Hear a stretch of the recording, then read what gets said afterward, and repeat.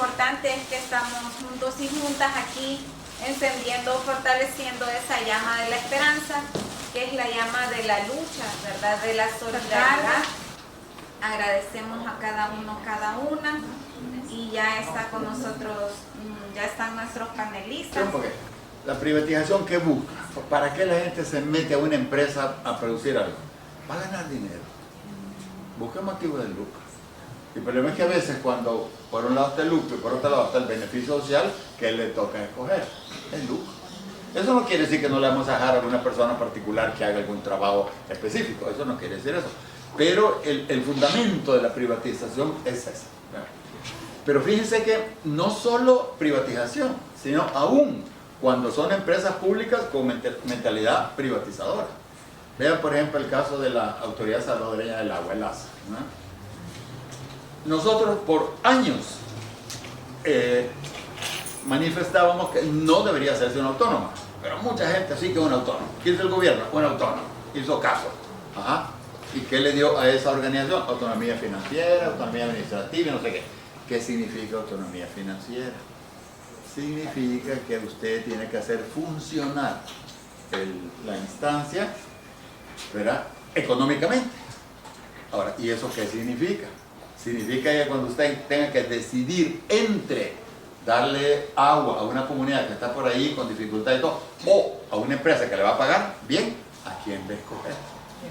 O sea, va a estar obligado el administrador, independiente de que sea bueno o malo, tiene que pagarle a su gente, ¿verdad?, que ha hecho el gobierno para medio remediar eso.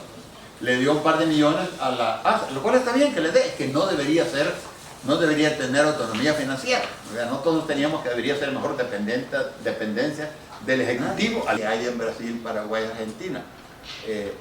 Ahí está un acuífero guaraní, se llama, inmenso de agua. Dicen que es como un océano. Eso es lo que le lleva el hambre. Es lo mismo que está pasando en el Medio Oriente, ¿verdad? Pero fíjense que no solo es a nivel de que usted va a agarrar el producto, es a nivel del desecho que usted genera. Del desecho que usted genera. Bueno, en el caso de El Salvador, les decía, ¿cuál es el problema? Que ya no hay dónde guardarlo. Pero si ustedes analizan el desecho, ¿qué es eso? 40% es orgánico. Lo orgánico debería, por ley, convertirse en abono. Pues, ¿por qué? Pues usted lo está sacando de la tierra no es infinita, ¿no es cierto? Ahí está quitándole el fósforo, el potasio, el nitrógeno, lo que usted está sacando, tiene que regresarlo. Para que la tierra le dé de vuelta eso. Si la tierra le puede dar de vuelta, usted regresa eso a la tierra le va a dar después guineos, frijoles o aguacates o lo que sea, ¿verdad? Ahí debería por ley eso.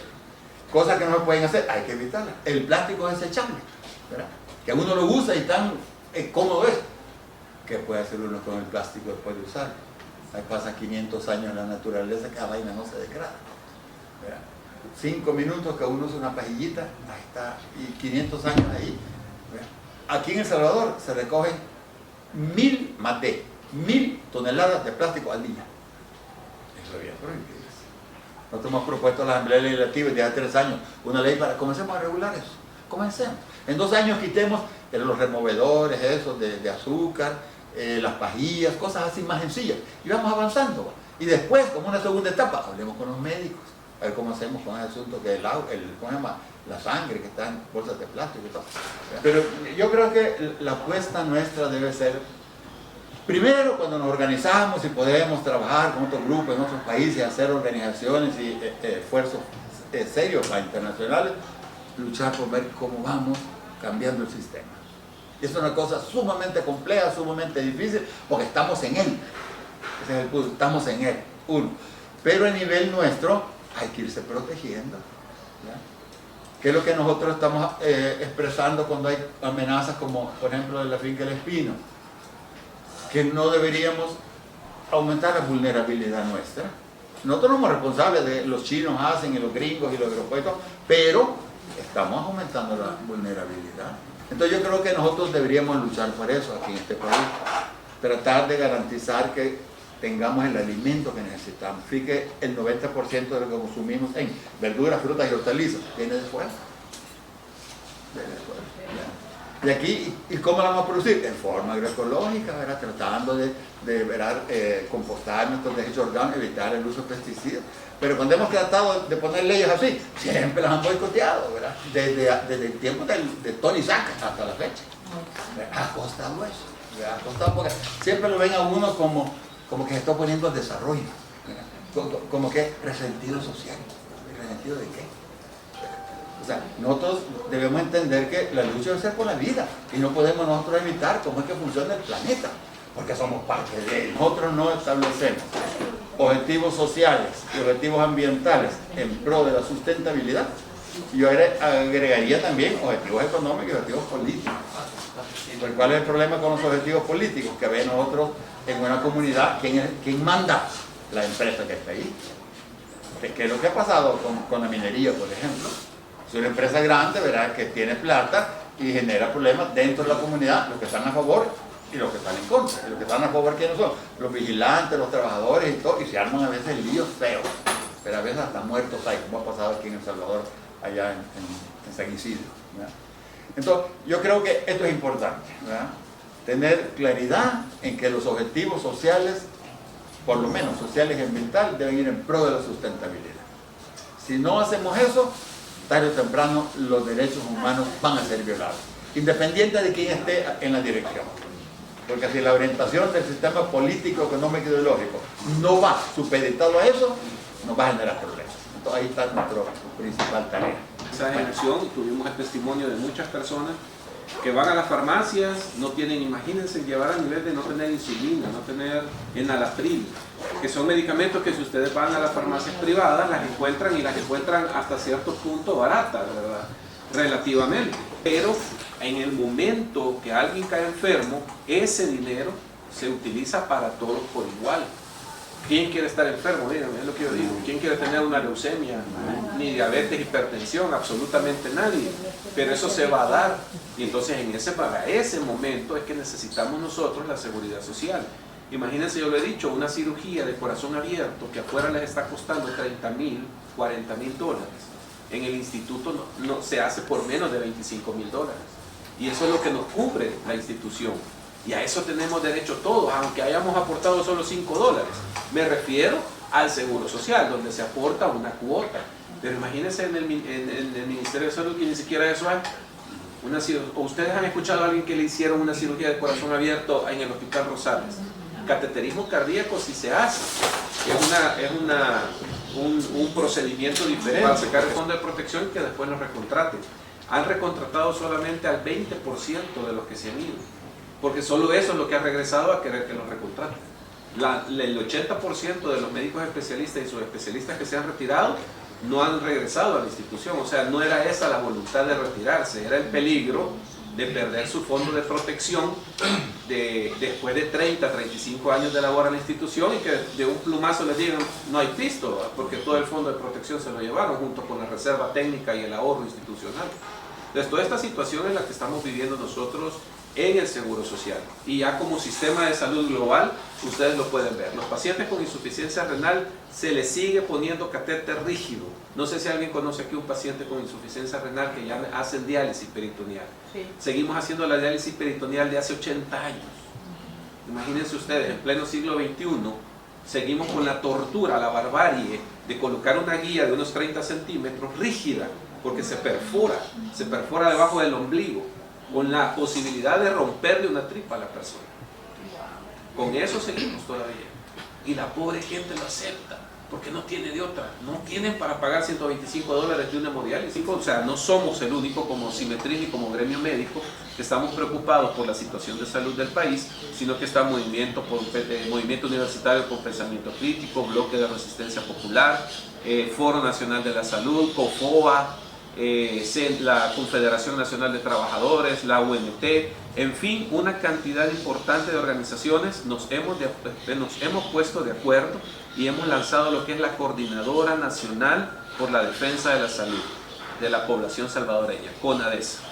Es así que este esfuerzo es de manera articulada con diferentes organizaciones, como les he mencionado, más de 50 organizaciones ahí representadas, para defender la salud de la población, para que no privaticen la salud. El derecho, la salud es un derecho, no es una mercancía ni es un privilegio. Por lo tanto, debemos de defenderla. Nosotros somos los primeros llamados en defenderla, los que somos los operativos, los que sabemos lo que estamos viviendo día a día, toda esta carencia de medicamentos y carencia de insumos médicos.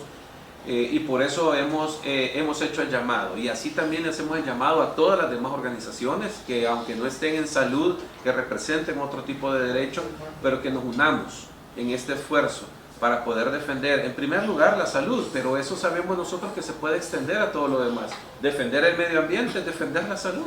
Por esta defensa de derechos, por la justicia social, que es algo sumamente importante y que tal parece que el pueblo salvadoreño lo ve así, pero no lo acciona así, ¿verdad? Eso es lo que les hace falta. Quiero recordar en este marco del Día del Defensor de Derechos Humanos una frase que Gloria la ha de conocer muy bien y dice: la agonía de no trabajar por la justicia es más fuerte que la posibilidad cierta de mi muerte.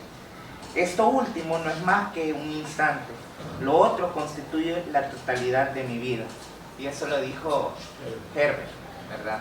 Y precisamente es esto lo que está sucediendo. Si nosotros no luchamos por una justicia social, por los derechos que nos pertenecen, estamos muertos realmente, ¿verdad? Igual, porque esto, tanto como en el sector de salud, no es una profesión común, es una vocación, y lo hacemos por amor realmente. Y empiezo a leer, y les digo yo, ¿qué es supresión de plaza?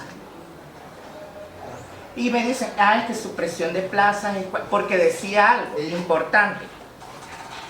Hemos considerado que su plaza no es necesaria para el centro escolar. Vengo yo y le digo, pero ¿cómo no se va a ser necesaria si somos maestros que estamos cabales? O sea, le digo yo, si yo me voy, quiere decir que van a unir 2 secciones en la mañana. Y si nos vamos a la ley Lepina, o a la ley Crecer Juntos, como ellos lo llaman, que son los nombres le cambiaron, dice que lo primordial del Estado es garantizar la educación en óptimas condiciones. Les digo yo, ¿y cómo puede ser posible que vayan a unir 2 grados cuando son niveles completamente diferentes? Y otra cosa les digo, si yo me voy por la tarde queda 1 grado solo, ¿y a quién se lo van a dar? A la directora, que tiene muchas cosas que hacer. No, es que se ha considerado porque se está haciendo un reajuste y todo esto. Vaya, les dije yo, sí, pero yo no le voy a firmar. Yo no le voy a firmar. Porque no me parece justo. El presupuesto de educación se parte en alimentación escolar, 2 escuelas por día, material didáctico, infraestructura, todo eso se parte. Yo no sé cómo van a hacer realmente, porque la partida, por ejemplo, de 2 escuelas por día se ha cortado para este 2025. O sea que próximamente tendremos la segunda parte de ya no pude 3, ahora voy 2, ahora voy con 1. ¿Verdad? Entonces, próximamente lo vamos a ver porque no le va a dar el presupuesto. Por cierto, también alimentación escolar se ha cortado también. O sea, leche ya no va a llegar, bueno, y de por sí que ya no es un vaso, ni el polvo va a llegar, ya no es un vaso por día. Si vieron, se lo distribuían cada 3 días, les dábamos nosotros el año pasado, porque inició todos los días. Ahora va, el año pasado todavía existían 3 veces a la semana, ahora solo les va a llegar 1, o en los peores de los casos, no les va a llegar nada, ¿verdad? Entonces, si vemos, si hay, bueno, yo sigo teniendo la escuela donde yo estaba, sigue siendo de láminas, ¿verdad? Porque nos plantean educación, bueno, salud de primer mundo, pero vemos que para nada, ¿verdad? Según la realidad que el doctor nos da, pero nos plantean mega escuelas, pero de mega escuelas no tienen nada. Decirles que dentro de las nuevas escuelas, y perdón que sé que me he tomado más tiempo, creo yo, están implementando cámaras de video y audio dentro de las nuevas escuelas. O sea, los compañeros van a estar vigilados. ¿Perdón? ¿Con qué pretexto? Pues como son de ellos las escuelas, ¿qué podemos decir nosotros? Los estudiantes están sufriendo, no sé si el doctor conoce de eso, están sufriendo mucho de ansiedad, de depresión, porque se les está, y no digamos los compañeros maestros, que están presionados. En serio les digo, a mí me han hablado compañeros docentes casi llorando, diciéndome, yo no sé si renunciar o qué, pero llegan prácticamente todas las semanas los asesores pedagógicos, tienen que enviar evidencia. Por cierto que quizás los doctores, y creo yo que también, bueno, los maestros en este caso, los maestros quizás son de piedra o de hierro, porque no se presentaron una semana los chicos a la escuela, pero los maestros sí se presentaron a trabajar, ¿verdad? Y tenían que enviar evidencias, como que los maestros no tuvieran también familia y no estuvieran en peligro, para cambiar la realidad de nuestro país. Y yo creo que es algo que yo sé que hay miedo, sé que hay mucho miedo, la gente tiene mucho miedo de este régimen.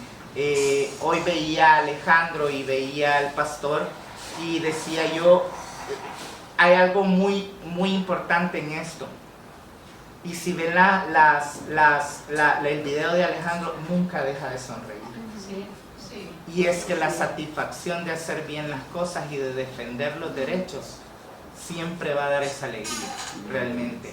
Y entonces yo sé que así como Ruth ha defendido también sus derechos, y hay algo con lo que quiero terminar ya y decirles. Mi directora, cuando yo llegué a entregarle, me dijo esto: profe, y si va nuevamente donde el director departamental y le pide perdón y le dice que no va a hacer las cosas otra vez así.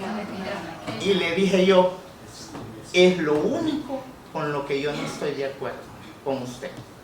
Jamás voy a hacer eso, porque sería decirme a mí mismo que no voy a respetar mis derechos, cuando aquí adentro del centro escolar yo siempre les he dicho a los bichos, defiendan sus derechos, defiéndanlos. Entonces sería hipócrita ante ellos si no, yo no defiendo lo mío. El sindicato de industrias textiles, o sea, las maquilas, que ella ha estado a la par de todas esas mujeres trabajadoras. Ustedes saben que prácticamente las maquilas son zonas de esclavitud, en donde es una explotación, es el sistema salvaje, es la barbarie, pues. Sí. Entonces ella se ha estado enfrentando, hace como en diciembre o octubre, hace como un año estuvimos acompañándole. La situación como estamos, ustedes saben que con el régimen, etcétera, y Dorita dijo, quiero que me acompañen porque nos quieren quitar un beneficio hoy para diciembre. Y resulta que Dorita estaba allá adentro en las maquilas, de la maquila, y afuera habíamos 5 compañeros y compañeras apoyándola. Y de los 5, uno era oreja. Entonces quedamos 4 prácticamente. Y vienen que solo veíamos que entraba una patrulla, entraba otra, y nosotros no sabíamos nada de Dorita, porque, o sea, ella estaba adentro, vea que iban a hacer la protesta. El levantón, ¿cómo era que decía usted? El plantón, el levantón, algo así. Sí, el parón. Paro de planta. Ellas estaban queriendo hacer el parón. Entonces, claro, cuando vimos tantas patrullas entrar, entendimos que Dorita no iba a poder hacer su parón, pero por lo menos ella tuvo la dignidad, pues, de plantarse, ¿verdad? Y al rato, pues, dimos gracias a Dios que salió ella y sus compañeras muy dignamente a explicarnos, pues, que a raíz de que habían entrado tantas patrullas, las demás personas no se quisieron ya, o sea, por el contexto. Desde cuando comenzó la lucha del sector maquila, aquí el compañero fue también del sector maquila. Yo fui, estuvo como 9 meses, usted dice, ¿va? Pues, y allí yo lo conocí, pero la lucha de nosotros, de la Federación Sindical del Salvador, FES, llegó como en el 2003 a la zona franca. En ese entonces yo no era organizada de nada. Después ya empezó a llegar el compañero Alejandro Ramos, un compañero que defendía los derechos de todas las trabajadoras como sector maquila. Entonces, en el año del 2006, hubieron unos grandes despidos en la fábrica de hermanos textiles de la zona franca de San Marcos. Ahí trabajaba mi hermana. Entonces, el compañero empezó a llegar y a empezar a defender los despidos de 15 compañeras de hermanos textiles y como otras 15 personas trabajadoras de la empresa Apoltrin, despedidas. Entonces el compañero comenzó a llegar y se comenzaron a hacer unas huelgas de 15 días y de 15 días, de día y de noche, de 15 días. Nosotros allí dormíamos día y noche en las aceras. Como trabajadora y como yo no era organizada en ese tiempo, yo solo llegaba y me quedaba en las huelgas y cuando ya el compañero hacía los llamados en la mañana, ya como eso de las 3 de la tarde se regresaba el compañero y al siguiente día llegaba yo y empecé a poner demandas tras demandas y se empezaron a ver logros también por medio del compañero que se abrieran baños, no teníamos ni mesas para comer.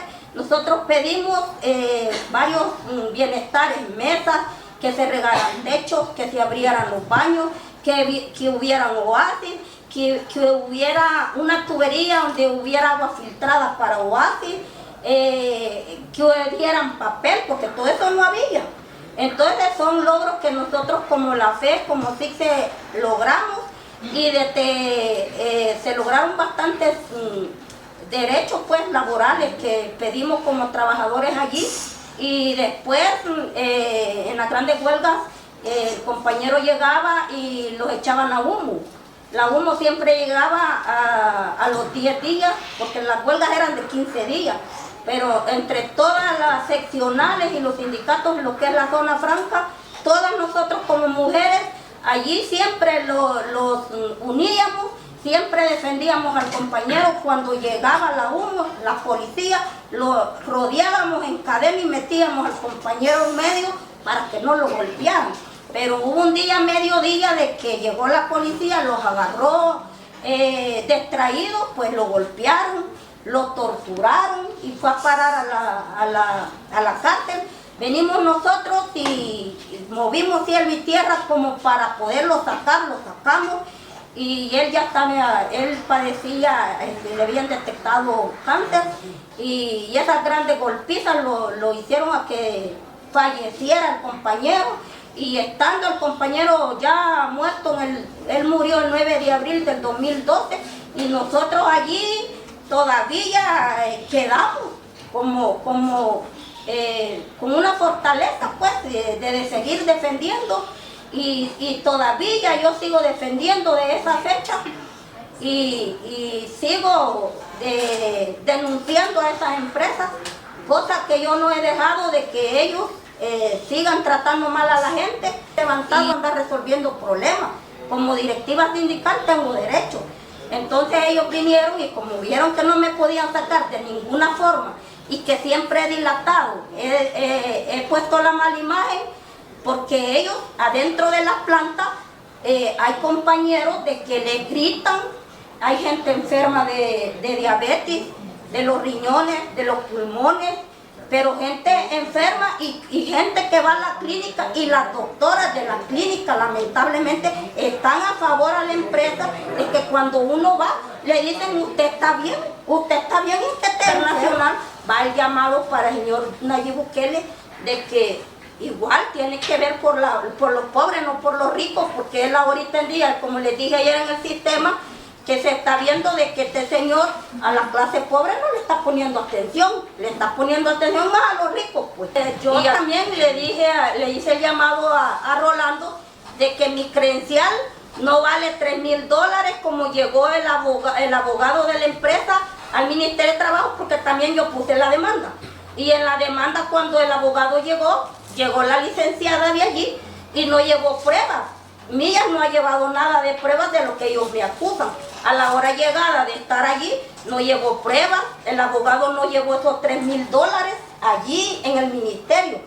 Porque yo, después de la demanda, puse la demanda en la Procuraduría, el 9 de octubre se hizo la audiencia en la Procuraduría y allí sí el abogado ya fue con $3,000, a donde yo con los $3,000 no se los acepté y se lo llevó otra vez porque le dije no vale eso, el ministerio está como adorno, es lo que le dije igual y hablo siempre claro y se lo digo en la cara. Que nos enorgullece mucho todo este selecto panel que hemos tenido ahorita, ¿verdad? Y como el objetivo de este espacio, que es el Congreso Internacional de Derechos Humanos, el principal motivo son las y los jóvenes, que aquí están ya también presentes, ¿verdad? Las nuevas generaciones. Mi padre decía, somos muchos y las nuevas generaciones continuarán la tarea. Si es que acaso una bala o el filo de un machete nos obligan a interrumpir el más loable trabajo universal, que es la defensa de los derechos humanos, ¿verdad? Entonces, este es el objetivo de este espacio, generar un intercambio entre las diferentes generaciones de defensores y defensoras. La verdad es que me encanta venir a este congreso porque siento que es una mezcla de experiencias de diferentes edades, en diferentes rubros. Me encanta la historia de Dorita porque siento de que a veces no es tanto el que existan las leyes que nos protejan, sino el levantar la voz y decir, están estos recursos, está esto podemos hacer, y tenemos el legado de muchos defensores de derechos humanos. Por este congreso conocí el trabajo de Margarita Posada, la verdad es que me interesó mucho porque siento de que muchas veces como mujeres a veces tenemos un poco más cerradas las puertas y nos cuesta más porque no luchamos solo con que se nos vulneren nuestros derechos, sino que también con el acoso que podemos encontrar. Entonces me gusta mucho rescatar el trabajo de mujeres, me encanta la historia de Dorita, porque siento de que muchas veces la historia se puede cambiar si apoyamos esas luchas, porque ¿qué hubiera sido la historia de Dorita si los compañeros se hubieran plantado con miedo a la policía, pero si se hubieran plantado la historia fuera otra, quizás no lo hubieran removido, quizás podemos hacer ese cambio levantando la voz y apoyando a los compañeros. Entonces Margarita Posada luchó, el video es una propuesta, dura 3 minutos, lo vamos a subir a TikTok, hasta donde entiendo. Está casi completo, pero sigue siendo un borrador de lo que vamos a terminar y afinar para subirlo a TikTok a nombre del colectivo de derechos humanos Herbert Anaya Sanabria. Así que espero que lo disfruten. La regresó a El Salvador se dedicó a la defensa de los derechos humanos. En la década de 1990, frente a las amenazas de privatización del sistema de salud, fundó la Alianza contra la Privatización de la Salud, logrando frenar la privatización de hospitales públicos. En los años 2000, Margarita se convirtió en coordinadora nacional del Foro Nacional de Salud, una red de organizaciones populares que luchaban por el sistema de salud. También forma parte de las siguientes organizaciones, como la Alianza por la Gobernabilidad y la Justicia, así como la más reciente, la Coordinadora Salvadoreña de Movimientos Populares. Sus luchas implicaban el agua, la minería y los agrotóxicos. ¿Qué tiene que ver todo eso de la represión con lo que está pasando en el centro histórico, con lo que está pasando en la comunidad del bosque, en toda la franja costera? O sea, ¿qué tiene que ver eso? ¿Y qué tiene que ver con cada uno de los testimonios, verdad, en nuestras vidas? Y pues yo también agradecer a los presentes. De verdad que es impresionante. A veces hay mucha gente que no quiere estar a la par de Movir, porque estar a la par de Movir es ya ser señalado defensor de pandilleros, defensor de delincuentes, y si vieran qué terrible es. De verdad que defender derechos humanos no es negocio, no es ganga, no es entretenimiento, es una situación muy dura, y sobre todo con esta dictadura que tenemos actualmente. Decir que Movir surge el 16 de agosto del 2022. El régimen tenía más o menos ya unos 4 meses y medio de estar funcionando. Bueno, me recuerdo pues, con los Urdes, estábamos en un colectivo y la gente buscaba ayuda y nadie respondía. Incluso las organizaciones defensoras de derechos humanos ya estaban colapsadas. La famosa Cristosal, famosas organizaciones que estaban tratando de apoyar a las víctimas ya no daban abastecimiento. La gente se quejaba que en la página web ya no respondían los mensajes. Iban a la Procuraduría de los Derechos Humanos igual, la gente era rebotada. Iban a la Procuraduría General de la República igual. Entonces dijimos nosotros en el bloque de Resistencia y Rebeldía Popular, porque yo soy parte del bloque, dijimos miren, aquí no hay otra que organizar a las víctimas. que ellas mismas se defiendan. Criminalizado a los jóvenes que viven en lugares de pobreza, y nosotros lo hemos comprobado.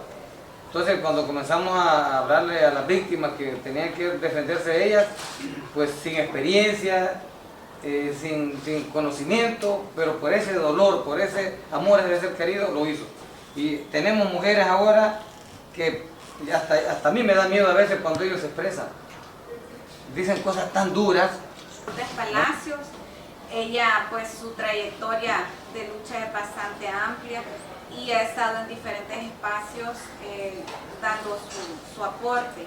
Y ahora es otro también de sectores, como decía don Samuelito, nadie quiere abordar el tema, ¿verdad? Pero sí es parte de todo ese proceso de represión y de excusa que se está implementando para querer acallarnos esas voces que están alzándose en contra de tanta atrocidad. Este tipo de conversatorios y reflexiones que nos llevan siempre, digamos, a decir la validez de esta lucha, y gracias a mis compañeros de este panel, porque estamos abordando quizás uno de los elementos de la esencia de la lucha por los derechos humanos en este país de ahora. Vaya, ya van 21 congresos, tratando de construir democracia, tratando de hablar de la mayor participación, la libertad de expresión, aspectos que durante la dictadura en los 60 años, ¿verdad? Ni elecciones libres, entonces todo eso que había y que con la guerra civil, con una gran gesta heroica de miles de hombres y mujeres en este país, se logró llegar a los acuerdos de paz. Y los acuerdos de paz fueron la refundación de esta sociedad salvadoreña, ¿verdad? Para los compañeros y compañeras jóvenes que están acá, ¿verdad? Eso significaron los acuerdos de paz. Pero esa refundación del Salvador ahora está amenazada y prácticamente quieren que se olvide, porque el hecho de votar el monumento, el hecho de decir públicamente el presidente de que fue una farsa los acuerdos de paz, lleva esa lógica de anular esa enorme cantidad de miles de hombres y mujeres en este país que tanto si participamos, ¿verdad?, durante la fase de la guerra civil, como también aquellas organizaciones defensoras de derechos humanos, académicos, estudiantes, ¿verdad?, trabajadores, trabajadoras, es anular todo eso, de esa enorme porción de sociedad salvadoreña que quería la paz, pero también democracia, y participar en elecciones que fuesen transparentes, que representaran lo que esta sociedad es. Proceso de transformación de la sociedad. ¿Por qué? Porque lo dirige la izquierda, ¿verdad? Donde estemos, ¿verdad? Veamos ese proceso que viene, y entonces ahí es donde nuestros compañeros y compañeras, aquí hay algunos rostros, no están todos, son descalificados de esa manera. Primero fue esa gran sofrida de la corrupción, pero el año pasado, recordemos la captura de los veteranos, ¿de qué los acusaron? De terrorismo, de actos de terrorismo. ¿Y saben qué es lo que dice la acusación? Porque dicen que tiene reserva, pero aquí no sale de Centroamérica, lo podemos decir. ¿Ya? Dicen que tenían armamento nuclear, armas de destrucción masiva. Les aplicaron la ley contra actos de terrorismo. O sea, eso es lo que les han aplicado a los compañeros veteranos. Y así se llevaron a Tilio enfermo, no les importó que estaba recién operado, o sea, personas presos políticos. Ahora, ¿por qué son estas personas denominadas presos políticos? Porque no se les respetan sus derechos humanos. Y al igual, digamos, como todo lo que ha venido haciendo este gobierno, usted quiere visitar a una persona en la cárcel, no se puede. No hay derecho a la visita familiar. El abogado quiere $500. Sí, mediante la corrupción, ¿verdad? Sí están cobrando el sistema de centros penales. Pero legalmente no hay visita familiar.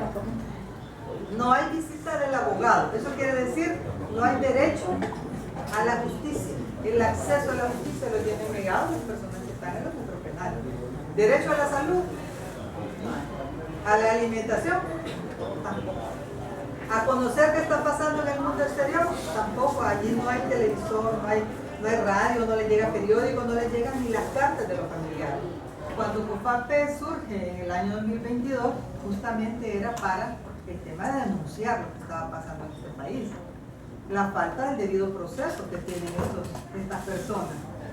Algunas fueron capturadas prácticamente, desaparecidas. Hay miles de personas que ni defensor tienen.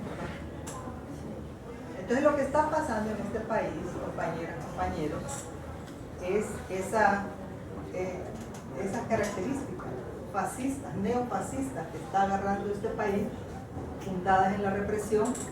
No es como los años de la guerra, es otro modo de la represión. Vean, para esto fue selectivo. Cuando fue el régimen de excepción, lo hicieron también con esos métodos de llamada anónima, si me caes mal, porque te conozco y porque no sé qué, ¿verdad? Ahí está esa persona presa. Entonces, esas características de la represión se están llevando a cabo ahorita también mediante la vigilancia, por el control de los teléfonos. Sí. Mira, si el régimen de excepción, son 3 las garantías constitucionales que anula el régimen de excepción. Una es la de las telecomunicaciones. Entonces aquí, cualquier teléfono, cualquier puede ser intervenido. ¿Por qué? Porque en el régimen de excepción, ese es un derecho anulado, negado. Cualquier teléfono. El otro es el tema de la libertad de expresión, que también aquí han salido 50 periodistas del país. Eso es lo que dijo la Asociación de Periodistas del Salvador, APES. Eso fue bien agosto. 50 periodistas. ¿Cuántos medios se han ido del país? Si se recuerdan, mencionemos uno. Bálsamo, Faro, APES, que es la asociación, ¿verdad? Gato Encerrado, Pacto. Todos se han ido a El Salvador. ¿Por qué? Porque la garantía constitucional de las comunicaciones anulada con régimen de excepción. Y la libertad de organización. ¿Cómo está ahorita siendo reprimida la organización? Con la ley de agentes extranjeros. La lucha por la democracia hay que continuar haciendo. Si nosotros aquí ahorita estamos planteando uno de los ejemplos, que es el tema de los presos políticos, o el tema de las víctimas del régimen de excepción. Pero en general es toda la sociedad la que está así. Aquí no hemos visto cómo está la situación económica. Ese es otro tema que hay que abordar. ¿Cómo es que está la situación económica en este país? ¿Verdad? ¿Cómo está todo este tema del funcionamiento del sistema judicial? Hay que verlo también, porque todas son estas grandes crisis que tiene este país por hoy, pero ante las cuales nosotros no debemos de negar que hay que hacer organización, hay que hacer una lucha resiliente, innovadora, que nos ponga en la perspectiva de no dejar de hacer, porque no podemos dejar de hacer. Entonces sería también que cada uno de nosotros pues crucemos los brazos y vaya, o si no me voy al exilio, ¿verdad? Y mucha gente aquí se ha ido al exilio por esa grave amenaza que había. Para comenzar, el tema de las desapariciones, quiero que entiendan todos los que están aquí presentes, cuando me vean en las calles y todos los mensajes, todas las acciones que realizo, son iniciativas propias mías, de la familia, mi hermana que está aquí presente y acompaña la nueva institucionalidad de los desaparecidos. Cuando él habla que ahora hay una nueva institucionalidad, es porque se implementó un protocolo con 21 diligencias de acción inmediata que se llama PAO. Y ustedes pueden buscar en la página de Fiscalía, que ahí está. Lo implementó en el 2019 con 21 diligencias de acción inmediata. ¿Para qué era ese protocolo? Era para reducir la impunidad, para prevenir la desaparición. Entonces es ahí cuando viene el 1 de enero del año 2022, mi hijo desaparece y no activaron ese protocolo. Ellos han sido negligentes, indolentes, indiferentes, pasivos. Desde el inicio no han activado ese protocolo, que contiene 21 diligencias de acción inmediata. Les voy a mencionar algunas de ellas, que la sociedad me pregunta en las redes. ¿Y las cámaras? ¿Y la bitácora de llamadas? No hay respuesta. A 45 meses que cumplimos el 1 de octubre, nosotros hemos presentado peticiones puntuales con esa revisión de cámaras en puntos estratégicos donde pasó Carlos. Hay testigos. Hay 2 testigos que hemos presentado, que él pasó, se ejercitó en en el Parque Grito Barrientos de la colonia Montserrat, los edificios que están frente a ese parque, ahí es donde recopilamos información.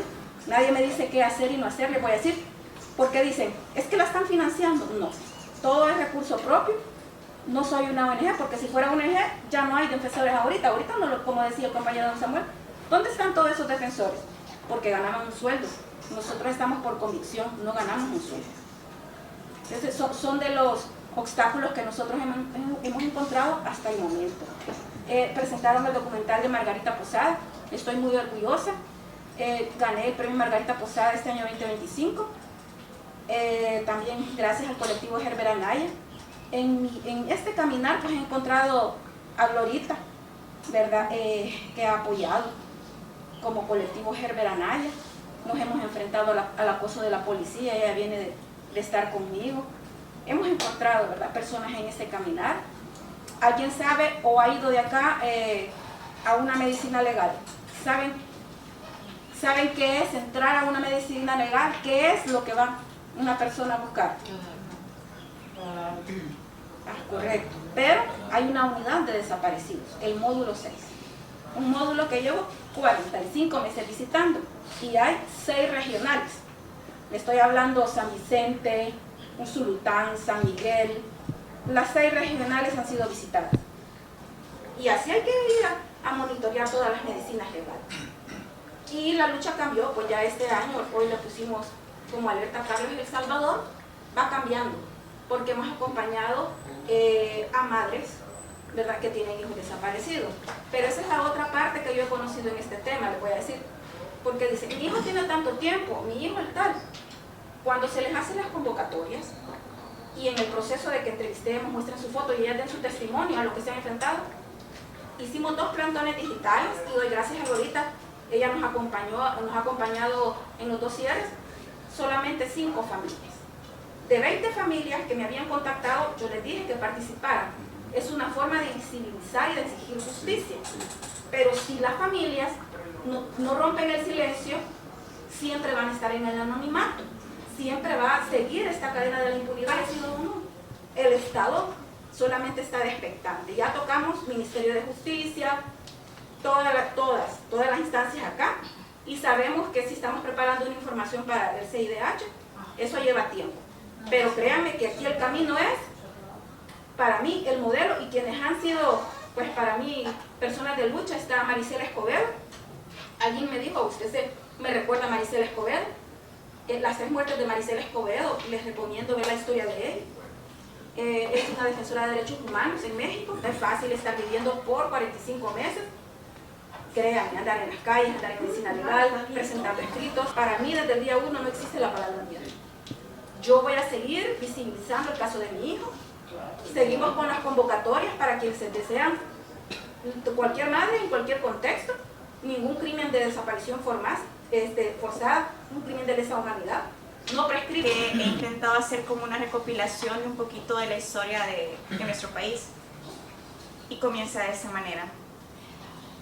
Es 2025 y ojalá que al hablar de esos acontecimientos lo hiciéramos meramente como un recordatorio de dónde venimos y hacia qué sitio nunca debemos volver. Sin embargo, estamos en América Latina, específicamente en El Salvador, y hablar de estos temas no es solo con el afán de salvaguardar la memoria histórica, sino también como una confirmación de que nos falta mucho aún por reparar. Cuando hablamos de memoria histórica, no tendríamos que referirnos específicamente solo a acontecimientos cruentos. Lastimosamente, en nuestro país y en nuestra América, la crueldad ha estado a la orden del día desde los tiempos de la conquista. En esta ocasión no pretendo hablar de los despojos, humillaciones ni exterminio realizados por España. Esas palabras pretenden dirigirse a otros mares, específicamente al siglo XX, cuando las rebeliones indígenas fueron oprimidas y convertidas en cenizas. Cenizas que ahora adornan aún la Cruz de Mayo. Pensar en 1932 se siente lejano. Casi se cumplen 100 años de aquella fecha. A mí en lo personal me gusta mucho porque mi abuela materna nació un mes después de la masacre. El 32 es más que Martínez, es más que Farabundo y es más que el inicio de una dictadura.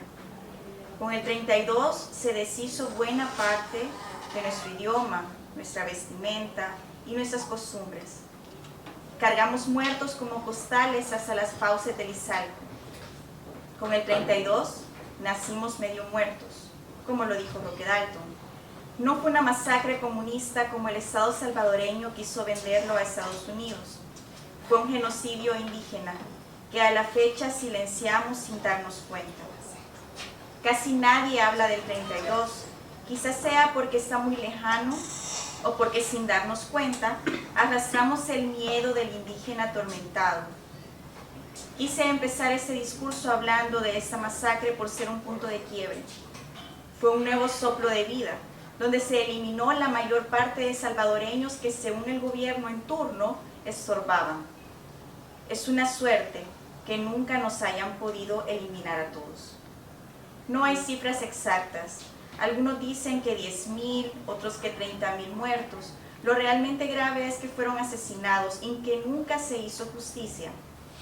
Estos cuerpos quedaron envueltos por las hojas que arropaban las quebradas para terminar como comida de los cerdos.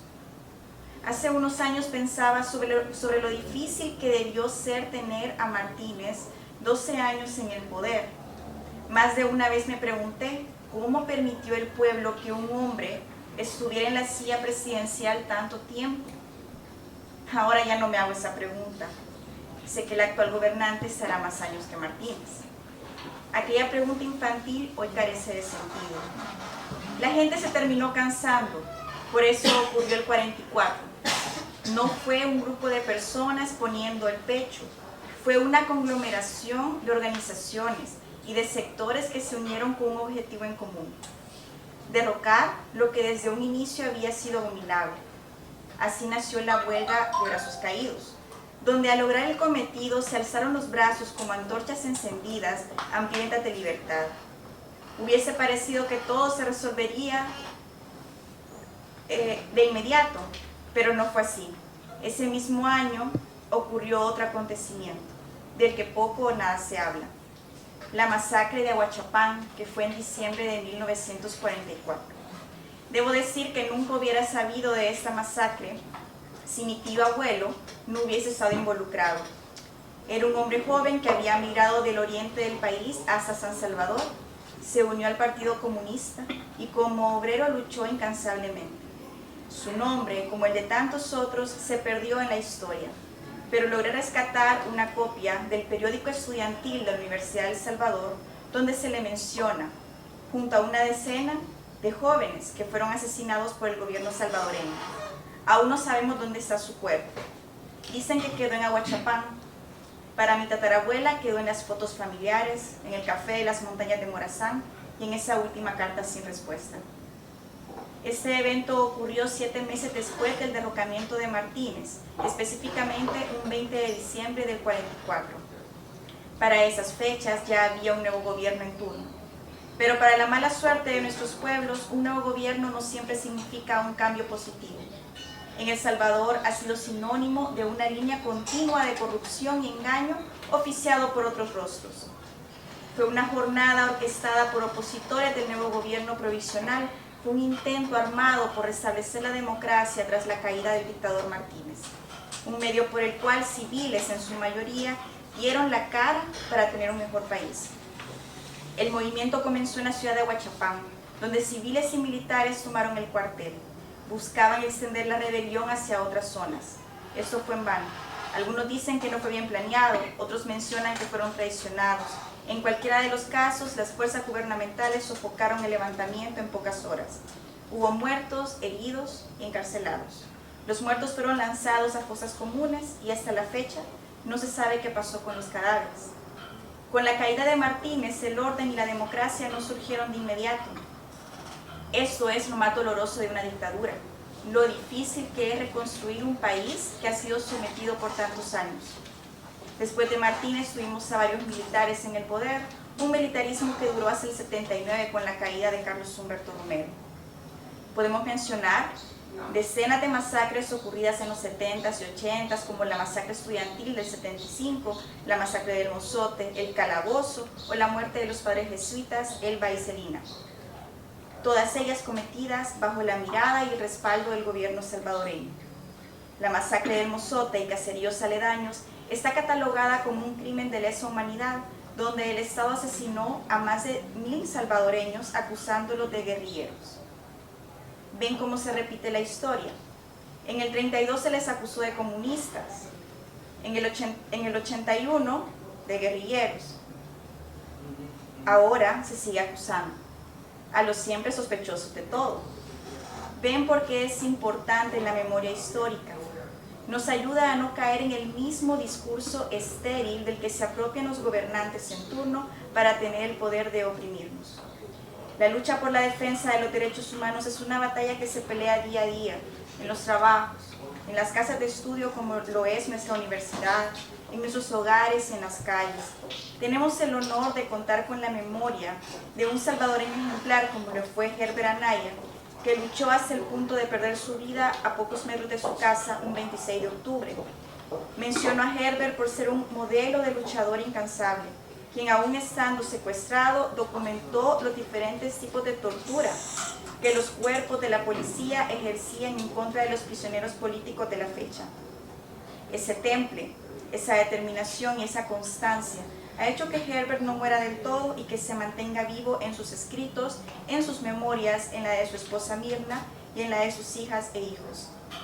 Esos días las cosas no parecen fáciles y suena más lógico callar antes de alzar una bandera, replicar un poema de Roque Dalton o exigir justicia por las víctimas de estos años y de aquellos. Hoy es nuestra responsabilidad, la de los jóvenes que, como bien dijo Roque, no tenemos más edad que la esperanza. Y añoramos un país más justo. Añoramos que el 32 sea recordado y conmemorado, que los mártires del 44, del 75 y todos nuestros caídos en combate sean escuchados a través de esa transformación de país que durante tantas décadas hemos esperado. La lucha por la defensa de los derechos humanos es infinita y es dura. A veces se pelea en soledad, porque no todos los nuestros lo entienden, pero ahí radica su belleza, en que vale la pena recordar que mientras yo tenga lo que otros no gozan, seguimos viviendo en privilegio, y que nuestro fin último es convertir esos privilegios en derechos para todas y todos, porque es lo justo, porque es lo correcto, porque esa es la decencia que sin importar la dura batalla no debemos perder. Gracias.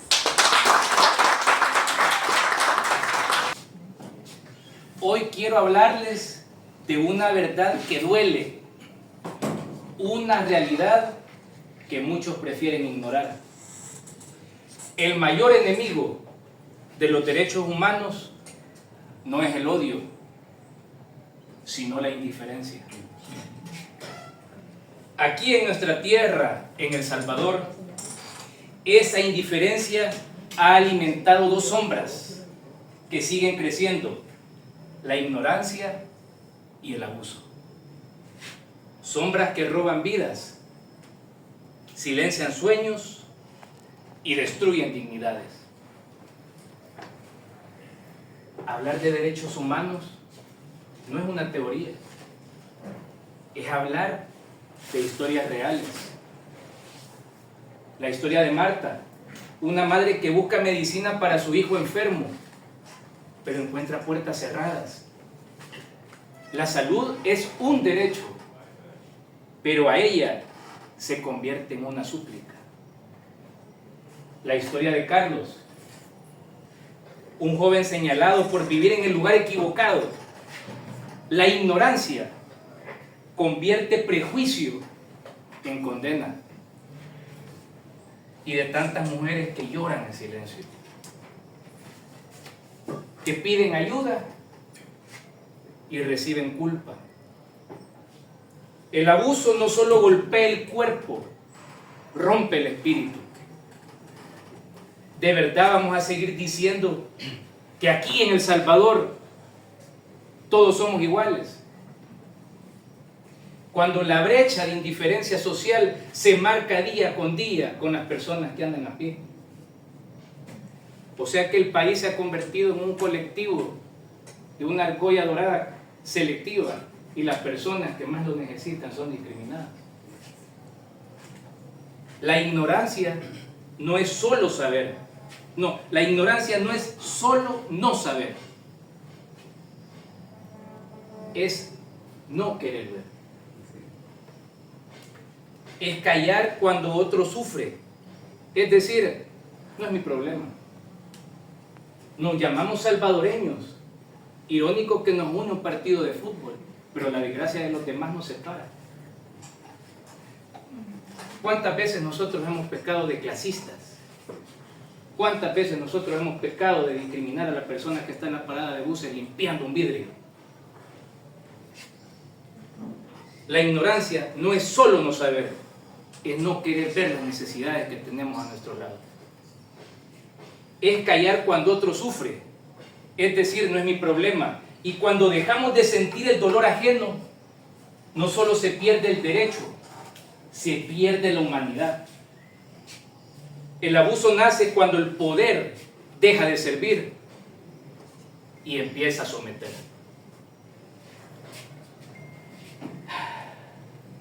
San Óscar Arnulfo Romero dijo: la misión de la iglesia es identificarse con los pobres y así encontrar su verdadera salvación. Él dio su vida por defender la dignidad humana. Y hoy, ¿quién está dispuesto siquiera a levantar la voz? Porque sí, hay gente valiente, madres que no se rinden, jóvenes que se organizan, comunidades que siguen luchando por justicia. Recordemos el caso de la niña que fue abusada por unos soldados cerca de La Libertad. En su cuaderno escribe: mi sueño es volver a casa sin miedo. Su mayor sueño no es un juguete, ni un celular, ni una beca. Su sueño es llegar viva a la casa. Si esto no nos estremece, entonces la ignorancia ya no ganó. Yo creo en un El Salvador diferente, en un país donde conocer nuestros derechos nos haga libres y defender los derechos de los demás nos haga justos. Eleanor Roosevelt dijo: los derechos humanos empiezan en pequeños lugares cerca de nuestras casas, en nuestras escuelas, en nuestros barrios, en nuestras familias, en nuestros corazones.